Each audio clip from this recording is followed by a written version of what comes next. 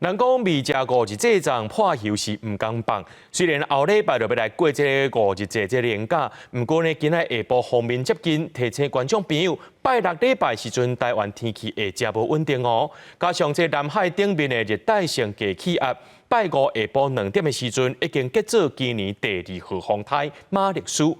气象署也推测讲，这风台呢会先走到中国广东区甲黄山啊河的方面，甲做伙了后，再增加雨水来到台湾。这拜六礼拜全台湾拢会落大雨，气温也会较热。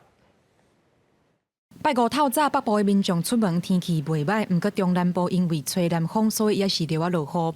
拜五下晡开始，因为锋面接近，全台开始透风落雨。气象署讲，这波锋面会继续影响到拜六礼拜的天气。周六呢，热带系统的这个低压逐渐的并入到低压带当中，然后锋面的这个系统会逐渐的移动到台湾上空。这样子锋面以及伴随低压的影响呢，会使得周六的环境变得越来越不稳定。不过最明显降雨的时段会落在周六的晚间到周日的一整天。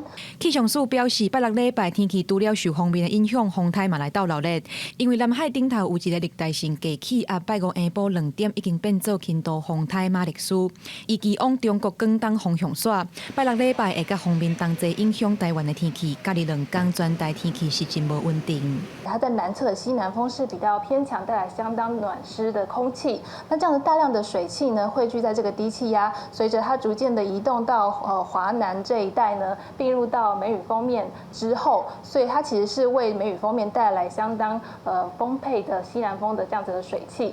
温度的部分，今仔全台各地高温是29到32度，感觉烧热。但拜六开始，因为锋面加上东北风，各地温度会降到28度以下，北部地区会降到21到25度。预计后礼拜拜二才会来回温，温度变化大，民众就要注意保暖。记者王可选、柯明哲台北报道。